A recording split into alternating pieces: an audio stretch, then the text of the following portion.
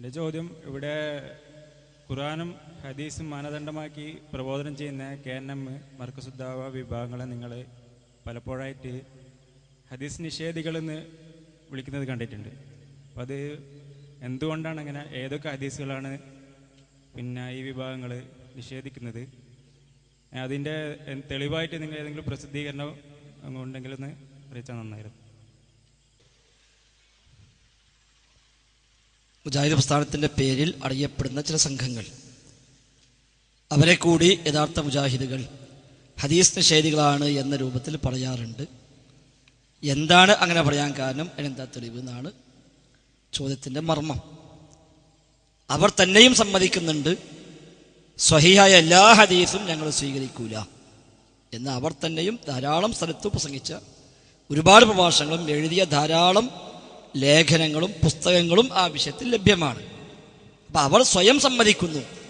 ഉദാഹരണമായി സ്വഹീഹ് ബുഖാരിയിൽ 60 ഹദീസ് ഞാൻ ലഈഫാക്കി എന്ന് പ്രസംഗിച്ച ആൾ ഇപ്പോഴും ജീവിച്ചിരിപ്പുണ്ട്. അറിയാൻ വേണ്ടി മാത്രം പറയുന്നു. അബ്ദുസ്സലാം സുല്ലമി ഇടവണ്ണ KNMന്റെ സംസ്ഥാന നേതാവാണ്, ജമിയത്തുൽ ഉലമയുടെ നേതാവാണ്. ഇപ്പം അദ്ദേഹം വിചിന്തനത്തിലും ഷബാബിലും അദ്ദേഹത്തിന് ഇപ്പോൾ എഴുതാൻ പേജുകളുണ്ട്. അപ്പം അദ്ദേഹം പറയുന്നു സ്വഹീഹ് ബുഖാരിയിൽ 60 ഹദീസ് ഞാൻ ലഈഫാക്കി. എങ്കിൽ നമ്മൾ അദ്ദേഹത്തെ കുറിച്ച് എന്ത് പറയണം? അദ്ദേഹം ലഈഫാക്കിയിട്ടില്ല പറയണം നമ്മൾ? ഇല്ല, അദ്ദേഹം ഞാൻ ലഈഫാക്കി. അങ്ങനെ ലഈഫാക്കാൻ അദ്ദേഹത്തിന് യോഗ്യതയില്ല. അതിന് പിറകിൽ മറ്റൊരു സുല്ലമി പറയുന്നു 60 110 ഹദീസ് വരെ ലഈഫുണ്ട് സ്വഹീഹ് ബുഖാരിയിൽ. അവിടുന്ന് ഇങ്ങോട്ട് ആരംഭിച്ചിട്ട് ഇപ്പം ഏറ്റവും അവസാനം ഐക്യത്തിന് ശേഷമുണ്ടായ അനൈക്യ പ്രഭാഷണങ്ങൾ, ആ പ്രഭാഷണങ്ങളിൽ പോലും പ്രഖ്യാപിച്ച അടിസ്ഥാന നയമായി പ്രഖ്യാപിച്ചത്, ഏറ്റവും അവസാനം കഴിഞ്ഞ മാസം മഞ്ചേരിയിൽ സംഘടിപ്പിച്ചൊരു പ്രോഗ്രാം, വെളിച്ചം എന്ന പേരിലാണെന്ന് എൻ്റെ ഓർമ്മ, അതിൽ അടിസ്ഥാന നയമായി പറഞ്ഞത് നമ്മുടെ പ്രമാണം ഖുർആനാണ്, അതിനെതിരായ ഏത് ഹദീസ് വന്നാലും നമ്മൾ തള്ളിക്കളയും, അതാണ് നമ്മുടെ അസുൽ എന്ന് അവിടെ നേരെ പ്രസംഗിച്ചിട്ടുണ്ട്. സ്വഹീഹ് ബുഖാരി എന്ന് പറഞ്ഞാൽ അത് ഇമാം ബുഖാരി സ്വഹീഹാക്കിയതാണ്, അല്ലാഹ് സ്വഹീഹാക്കിയതല്ല. അല്ലാഹ് സ്വഹീഹാക്കിയതാണെങ്കിൽ സ്വഹീഹുൽ ഇലാഹി എന്നാണ് പറയുക. റസൂൽ സ്വഹീഹാക്കിയതാണെങ്കിൽ സ്വഹീഹുൻ നബി എന്നാണ് പറയുക. ഇമാം ബുഖാരിക്ക് സ്വഹീഹ തോന്നി അദ്ദേഹം സ്വഹീഹാക്കി, അവിടെ നമുക്ക് സ്വീകരിക്കേണ്ട ബാധ്യതയൊന്നുമില്ല എന്ന് ഒരു തോട്ടക്കാരൻ അവിടെ പറഞ്ഞിട്ടുണ്ട്. ഇങ്ങനെയുള്ള വ്യത്യസ്തങ്ങളായ പ്രയോഗങ്ങൾ വ്യത്യസ്തങ്ങളായ പ്രഭാഷകന്മാർ ധാരാളം സ്ഥലത്ത് പ്രസംഗിച്ചു കൊണ്ടിരിക്കുന്നു. ഇനി അതിൻ്റെ ഒരു ദുരന്തമെന്നോണം സ്ഥിരപ്പെട്ട മുസ്ലിം ലോകത്ത് തർക്കമില്ലാത്ത ധാരാളം ഹദീസുകളെ നിരാകരിക്കുന്നു. ഉദാഹരണം 2015 ആഗസ്റ്റ് 7 ഇറങ്ങിയ ശബാബ് വാരികയിൽ സംസം വെള്ളത്തിന് യാതൊരു മഹത്വവുമില്ല, അത് മഴവെള്ളം പോലെ ഉള്ളൊരു വെള്ളമാണ് എന്ന ആശയം ശബാബിൽ ലേഖനമായി വന്നു. സ്വഹീഹായ ധാരാളം ഹദീസ് അതേക്കുറിച്ച് പറയുന്നുണ്ട്. യഥാർത്ഥത്തിൽ ലോകത്ത് മുസ്ലിമീങ്ങൾ മാത്രമല്ല, മക്കയിലെ മുശ്രിക്കുകൾ പോലും സംസമിന്റെ മഹത്വം അംഗീകരിച്ചവരാണ്. മക്കയിലെ മുശ്രിക്കുകൾ പോലും, അബൂജഹൽ അബൂലഹബ് അടക്കമുള്ള ഏറ്റവും വലിയ കൊടിയ മുശ്രിക്കീങ്ങൾ പോലും സംസമിന്റെ മഹത്വം അംഗീകരിച്ചിട്ടുണ്ട്. അതുകൊണ്ടാണ് അബ്ദുൽ മുത്തലിബ് കഅബയുടെ സൂക്ഷിപ്പുകാരനായ, അതിൻ്റെ മുതവല്ലിയായ, നമ്മുടെ ഭാഷ പറഞ്ഞ മുതവല്ലിയായ സാഹചര്യത്തിൽ സംസമിന്റെ ഉത്തരവാദിത്തം അദ്ദേഹം തന്നെ ഏറ്റെടുത്തു. ബാക്കി കഅബയുടെ താക്കോൽ സൂക്ഷിക്കൽ, അതേപോലെ ഹാജിമാർക്ക് സേവനം ചെയ്യൽ, അതൊക്കെ മറ്റു പലർക്കും ഡിവൈഡ് ചെയ്തപ്പോൾ അദ്ദേഹം പറഞ്ഞു സംസമിന്റെ ഞാൻ തന്നെ ഏറ്റെടുക്കാം. അത് ചില പശ്ചാത്തലങ്ങളിൽ മുമ്പ് ഏറ്റെടുത്ത ചില ആളുകൾ സംസമിനോട് കാണിക്കേണ്ട മര്യാദ, ആദരവ് അവർ കാണിച്ചില്ല.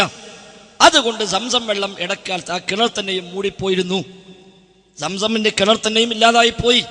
പിന്നീട് അബ്ദുൽ മുത്തലിബ് സ്വപ്നം കാണുന്നു 3 ദിവസം തുടർച്ചയായിട്ട് ഇന്ന സ്ഥലത്ത് കുഴിക്കണം. അബ്ദുൽ മുത്തലിബും മകൻ അബ്ദുള്ളയും കൂടി കുഴിക്കുന്നു. ആ കുഴിച്ചതിന്റെ ഫലമായി ആ കിണർ വീണ്ടെടുക്കുന്നു. അതുകൊണ്ട് ഇനി മുമ്പുള്ളവർ ഇത് അനാദരിച്ചതുപോലെ ഇനി അനാദരിക്കാൻ പറ്റൂല, അതുകൊണ്ട് ഇതിന്റെ ഉത്തരവാദിത്തം ഞാൻ ഏൽക്കാം എന്ന് പറഞ്ഞ അബ്ദുൽ മുത്തലിബ് ഏറ്റെടുക്കുന്നു.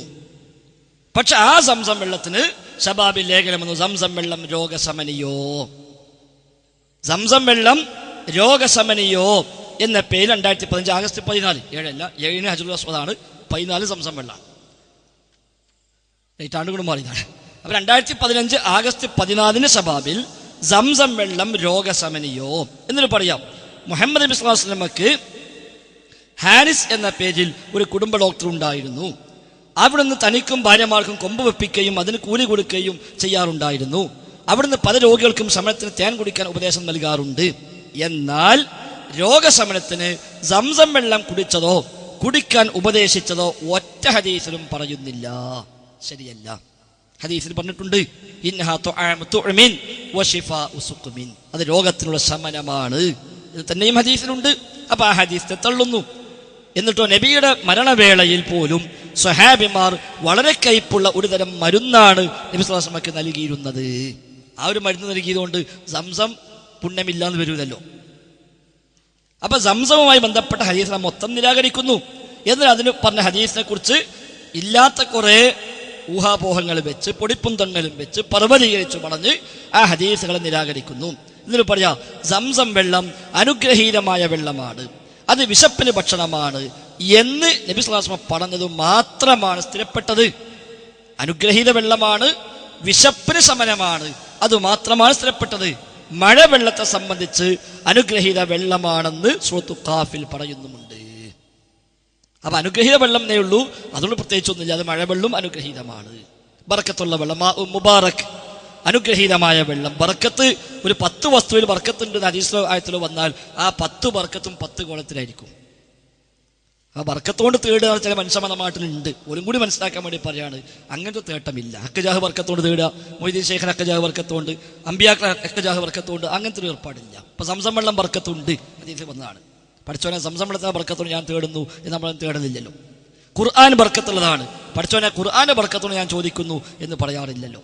മഴവെള്ളം ബർക്കത്തുള്ളതാണ്, പഠിച്ചോനെ മഴവെള്ളത്തിനെ ബർക്കത്തോട് ഞാൻ ചോദിക്കുന്നു എന്ന് പറയാറില്ലല്ലോ. ആട് ബർക്കത്ത് ഹദീസിലുണ്ട്, ഇത്തഖിദി വനമൻ ഫഇന്നഹാ ലകി ബറക, ആട് ബർക്കത്താണ്, പഠിച്ചോനെ ഈ ആടിന്റെ ബർക്കത്തുണ്ട് എന്ന് പറഞ്ഞുകൊണ്ട് നമ്മൾ ആരും അങ്ങനെ ഒരു തേട്ടത്തിന് പോവാറില്ലല്ലോ. കഅബ ബർക്കത്താണ്, പഠിച്ചോനെ കഅബയുടെ ബർക്കത്ത് കൊണ്ട് എന്ന് പറയാറില്ലല്ലോ. അപ്പൊ 10 വസ്തുക്കളിൽ ബർക്കത്തുണ്ടെന്ന് വന്നാൽ അത് 10 രൂപത്തിലായിരിക്കാം. നമുക്കതെങ്ങനെ വിനിയോഗിക്കാം? അള്ളാഹും റസൂലും പറഞ്ഞു തരണം. ആട് ബർക്കത്താണ്, എങ്ങനെ? ആടിനെ വളർത്തുക. സംസം ബർക്കത്താണ്, എങ്ങനെ? രോഗത്തിന് ഉപയോഗിക്കാം, ഭക്ഷണമായി ഉപയോഗിക്കാം. ഖുർആൻ ബർക്കത്താണ്, എങ്ങനെ? അത് പഠിക്കുകയും പാരായണം ചെയ്യുകയും ജീവിതത്തിൽ പാലിക്കുകയും ചെയ്യുക. ഓരോന്നിനും അതിൻ്റെതായ ബർക്കത്തുകളുണ്ട്. അപ്പൊ ബർക്കത്തുണ്ടെന്ന് വന്നുകൊണ്ട് മാത്രം ഒരു ബർക്കത്തോട് പോയി തേടുക എന്ന രീതിയും ശരിയല്ല. ഇനി അതേപോലെ നേരത്തെ 2015 തന്നെ ആഗസ്റ്റ് 7 ശബാബ്, അതില് ഹജറുൽ അസ്വദ്, അതേക്കുറിച്ച് പറയുന്നത് സാധാരണക്കല്ലാണ്. ഹജറുൽ അസ്വദ് സാധാരണക്കല്ലാണ്, ഒരു പ്രത്യേകതയും അതിലില്ല എന്നെഴുതി. അബൂജഹൽ അടക്കം ഹജറുൽ അസ്വദിന്റെ മഹത്വം അംഗീകരിച്ചിട്ടുണ്ട്. നബിയാകുന്നതിന് മുമ്പ് കഅബ പുതുക്കിപ്പണിതപ്പോൾ എല്ലാ കല്ലും അവരെ കൂടെ വെച്ചു. ഈ ഹജറുൽ അസ്വദ് വെക്കുന്ന സമയമായപ്പോൾ തർക്കമായി, ആര് വെക്കും?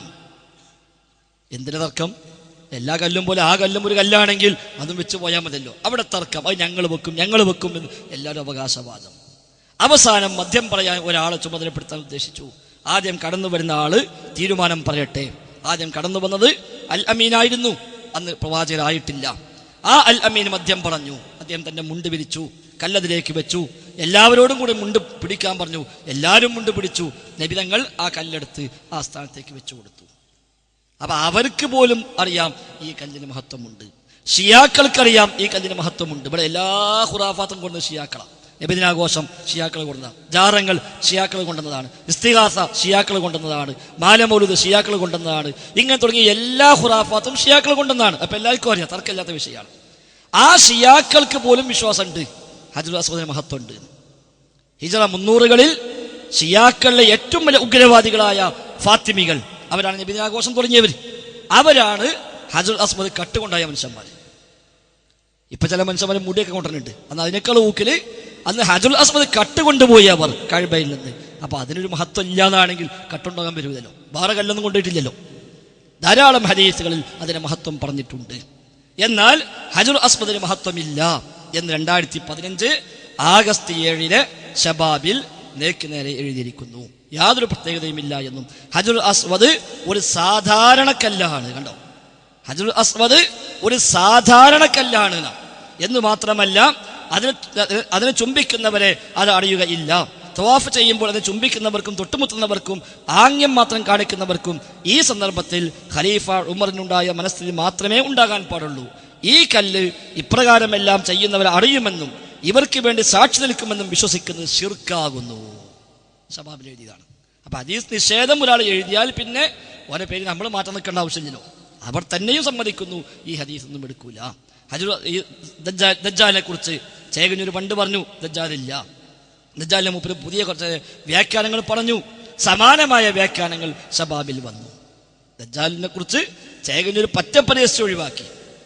അതേ ശൈലിയിൽ തന്നെ ദജ്ജാലിനെ കുറിച്ച് പിന്നെ ശബാബിലെ അൽഫനാറിൽ ലേഖനം വന്നു. എഴുതിയൊക്കെ ഒരേ മനുഷ്യന്മാർ തന്നെ. എവിടെയാണ് അവിടെ പറയാം.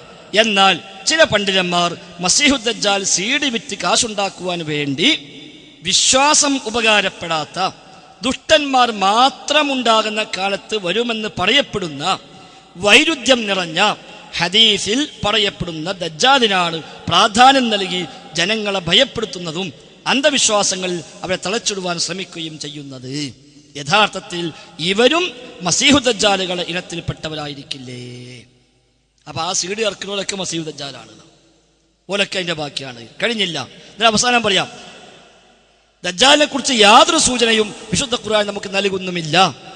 ഇന്നിന്റെ ഏറ്റവും വലിയ ആവശ്യവും ഗോപ്യമായ ശിർക്കിൽ നിന്ന് മുസ്ലിം സമുദായത്തെ മോചിപ്പിക്കലാണ്. ഖണ്ഡന പ്രസംഗങ്ങളും സംവാദങ്ങളും ചിലർ നടത്തുന്നത് പോലും ഈ ഗോപ്യമായ ശിർക്കിന് വേണ്ടിയാണ്. ഇത് ദജ്ജാലിനെ പേടിക്കലും പേടിപ്പിക്കലൊക്കെയാണ് ഇപ്പൊ ശിർക്കായി പരിചയപ്പെടുത്തുന്നത്. എന്നൊരു പറയാം അവസാനം, ഞാൻ മസീഹുദ് ദജ്ജാലിനെ എതിർക്കുന്നില്ല. എതിർക്കണം, മസീഹുദ് ദജ്ജാലിനെ എതിർക്കണം. ശരിക്ക് ഒരു അംഗീകരിക്കാൻ പറ്റൂല. ഞാൻ മസീഹുദ് ദജ്ജാലിനെ എതിർക്കുന്നില്ല.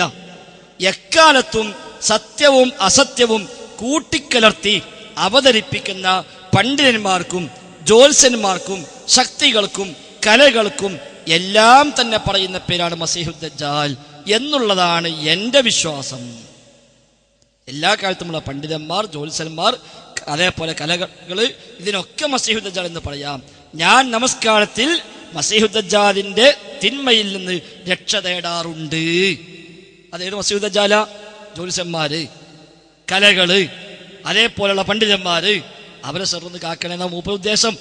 പിന്നെ തേടിയിട്ട് കാര്യമുണ്ടോ? അന്ത്യദിനത്തിലും ഹദീസിൽ പറയുന്നത് പോലെ ആ മസീഹുദ് ദജ്ജാൽ വരുന്നതിന് എനിക്ക് എതിർപ്പുമില്ല. ഇതാണ് എൻ്റെ വിശ്വാസം. ഇത് പച്ചക്കെഴുതി വിടുന്നു. ഇങ്ങനെ തുടങ്ങി 100 കൂട്ടം കാര്യങ്ങൾ. വ്യഭിചാരം എറിഞ്ഞു കൊല്ലണമെന്നതിനെ നിരാകരിച്ചിട്ടുണ്ട്. മിറാജ് യാത്രയെ പോലും മറ്റു ചില രൂപത്തിൽ വ്യാഖ്യാനിച്ച് ഇല്ലാതാക്കാൻ ശ്രമങ്ങൾ ഖുർആൻ പരിഭാഷയിൽ നടത്തിയിട്ടുണ്ട്. നേരത്തെ ചോദ്യമായി വന്നു സിഹർ വിഷയം. സ്വഹീഹ് ബുഖാരിയിൽ 6 പ്രാവശ്യം വന്ന ഹദീസ്, സ്വഹീഹ് മുസ്ലിമിൽ 1 പ്രാവശ്യം വന്ന ഹദീസ്, അഥവാ മുത്തഫഖുൻ അലൈഹിയായ ഹദീസ്, അതാ സിഹറുമായി ബന്ധപ്പെട്ട ഹദീസ്. ആ ഹദീസ് ഖുർആനെതിരാണ് എന്ന് പറഞ്ഞ് തള്ളിയത് അഹ്ലുസുന്നയിൽ ഇന്ന് വരെ ഒരാളും ചെയ്യാത്ത പണിയാണ് ഇവർ ചെയ്തത്. അഹ്ലുസുന്നയിൽ ആരും പറഞ്ഞിട്ടില്ല. ഒരൊറ്റ പണ്ഡിതൻ ഈ ആയത്തും ഈ ഹദീസും എതിരാന്ന് പറഞ്ഞിട്ടില്ല. ഈ ആയത്തിന് ഒരുപാട് തഫ്സീറുണ്ട്. ആ തഫ്സീർ എവിടെയും ഇതിനെതിരായി ഹദീസുണ്ട് ശ്രദ്ധിക്കണേ എന്ന് പറഞ്ഞിട്ടില്ല. ഈ ഹദീസിന് ഒരുപാട് വ്യാഖ്യാനമുണ്ട്. അവിടെ എവിടെയും ഇത് ഖുർആനെതിരാണ് എന്ന് ഒരാളും രേഖപ്പെടുത്തിയിട്ടില്ല. അഹ്ലുസുന്നയുടെ ഒരാളും പറഞ്ഞിട്ടില്ല. പുതിയ വ്യാഖ്യാനം കൊണ്ടുവന്നു. കണ്ണീർ നിഷേധിച്ചു. കണ്ണീർ രക്ഷപ്പെടാനുള്ള പ്രാർത്ഥന പഠിപ്പിച്ച ആളാ CP മുർസല്ലമി പണ്ട്. ഇപ്പൊ അദ്ദേഹം ഒരു കഴിഞ്ഞ കൊല്ലം കോഴിക്കോട് മുതൽക്കുളം മൈതാനി പ്രസംഗിച്ചു. കണ്ണീർ അന്ധവിശ്വാസം. അദ്ദേഹം തന്നെ എഴുതിയ പുസ്തകത്തിലുണ്ട് കണ്ണീർ രക്ഷപ്പെടാനുള്ള പ്രാർത്ഥന. ഇപ്പൊ അത് അന്ധവിശ്വാസം പറയുന്നു. ഇങ്ങനെ തുടങ്ങി ധാരാളം ഹദീസ് നിരാകരിക്കുന്നു. ചേകന്നൂർ ആരംഭിച്ചിടത്തുനിന്ന് ഇവർ ആരംഭിച്ചു. ചേകന്നൂർ കുറച്ച് മുന്നോട്ട് പോയി. ഈ പോക്ക് പോയാൽ അവിടേക്ക് പോകും. അത് ഉറപ്പ സംശയം. ആക്ഷേപിക്കാൻ പറയുന്നില്ല. ചേകന്നൂർ ആദ്യം പറഞ്ഞത് മുത്തവാത്ര ഹദീസ് മാത്രമേ എടുക്കുള്ളൂ, ആ ഹദീസ് സ്വീകരിക്കില്ല. കുറച്ച് കഴിഞ്ഞപ്പോൾ മുത്തവാത്തറും എല്ലാം സ്വീകരിക്കാതായി. കുറച്ചുകൂടെ മുന്നോട്ട് പോയപ്പോൾ ഹദീസൊന്നും ആവശ്യമില്ല. ഫബി അയ്യി ഹദീസിൻ ബഅദഹു യുഅ്മിനൂൻ, ഇനി ഏത് ഹദീസിലാണ് വിശ്വസിക്കുക എന്ന് മൂപ്പരവക അർത്ഥം വെച്ചിട്ട് ഹദീസ് തന്നെ തള്ളി. കുറച്ചുകൂടെ മുന്നോട്ട് പോയപ്പോൾ ഖുർആൻ തന്നെയും പൂർണ്ണമായി സ്വീകരിക്കാൻ പറ്റാതായി. പിന്നെ 3 വക്തുള്ളത് 2 വക്തായി. പിന്നെ അതന്നെ വേണം എന്നില്ലെന്നായി. ഇപ്പൊ ചേകന്നൂർ ഗ്രൂപ്പ് 2 ഗ്രൂപ്പായി. പിന്നെ ഇപ്പോ ഒരു കൂട്ടർക്ക് നിസ്കാരം തന്നെ ഇല്ല, മറ്റവർക്ക് 2 ഉണ്ട്, അതിന് നിർബന്ധമില്ല. ആ രൂപത്തിലേക്ക് പോയി. അവസാനം സർവ്വമത സത്യവാദം എഴുതി. എല്ലാ മതവും സത്യമാണ്. സൂറത്ത് ബഖറയിലെ 62-ാമത്തെ ആയത്തിനകത്തോടെ പരാമർശിക്കപ്പെട്ടുവല്ലോ. ആ ആയത്തും സമാനമായ ആയത്തും വെച്ചിട്ട് ഏത് മതവും സത്യമാണ്, അതിൽപ്പെട്ട ഒരു സത്യമാണ് ഇസ്ലാം എന്ന് പറയുന്നിടത്തേക്ക് എത്തി. ഈ ശബാബുകാർ ഈ പോക്ക് പോയാൽ, ഐക്യപ്പെട്ടാലും ശരി അനൈക്യപ്പെട്ടാലും ശരി, ഈ നിലപാടാണെങ്കിൽ തീർച്ചയായും അവിടേക്കേ എത്തൂ. സർവമത സത്യവാദം വ്യംഗ്യമായിട്ടാണെങ്കിലും എഴുതാൻ തുടങ്ങി. മുജീബുർ റഹ്മാൻ കിനാദുൽ എഴുതി, സ്വർഗത്തിലേക്ക് ഒറ്റവരിപ്പാതയേയുള്ളൂ എന്ന വിശ്വാസം തിരുത്തപ്പെടണം എന്നെഴുതി. സ്വർഗത്തിലേക്ക് ഒറ്റവരിപ്പാത അത് ശരിയല്ല, പല വഴിക്കും സ്വർഗത്തേക്ക് എത്താം. ഇതാണ് മെല്ലെ മെല്ലെ മെല്ലെ മെല്ലെ വഴിമാറിപ്പോവുക. അപ്പം അതുകൊണ്ട് നമ്മളെ പരിഹസിക്കാനും ആക്ഷേപിക്കാനും വേണ്ടി നമ്മൾ അവരെ പറയാറില്ല. എന്നാൽ സ്ഥിരപ്പെട്ട ഒരുപാട് ഹദീസുകൾ അവർ തന്നെയും നിരാകരിക്കുന്നു. അവർ തന്നെയും അസുലായി പറഞ്ഞത് ഖുർആനെതിരായ ഹദീസ് നമ്മൾ എടുക്കൂല.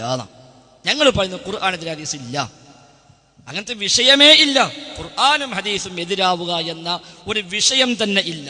ഉസൂൽ ഹദീസിന്റെ ഉസൂൽ ഫിഖ്ഹിന്റെ ഗ്രന്ഥങ്ങൾ എടുത്തു നോക്കിയാൽ അത്തആറുദു ബൈനൽ അദില്ല എന്നൊരു ഭാഗം കാണും, പ്രമാണങ്ങൾ തമ്മിലുള്ള വൈരുദ്ധ്യം. ആ അധ്യായത്തിൽ ആദ്യം പറയുന്ന വാചകം എന്താ അറിയോ? ലാ തആറുദ ബൈനൽ അദില്ല, പ്രമാണങ്ങൾ തമ്മിൽ വൈരുദ്ധ്യമില്ല. അത് അടിസ്ഥാനമാണ്. പിന്നെ വൈരുദ്ധ്യം ഉണ്ടാകും എപ്പോ? വീക്ഷിക്കുന്നവന്റെ വീക്ഷണ വ്യത്യാസത്തിനനുസരിച്ച് അയാൾക്ക് വൈരുദ്ധ്യമായി തോന്നിയേക്കാം. അത് അയാളുടെ അറിവിന്റെ കുറവോ അയാൾ പഠിച്ചതിന്റെ കുറവോ അയാൾ മനസ്സിലാക്കുന്ന അബദ്ധമോ ആയിരിക്കും, അല്ലാതെ വൈരുദ്ധ്യമാവില്ല. അതല്ലെങ്കിൽ നേരത്തെ പറഞ്ഞ പോലെ ഖുർആൻ തന്നെ ഖുർആനോട് വൈരുദ്ധ്യമാണ് എന്ന് പറയേണ്ടി വരും എന്ന് കൂടി നമ്മൾ ഇതിലേക്ക് കൂട്ടി മനസ്സിലാക്കുക. അല്ലാഹു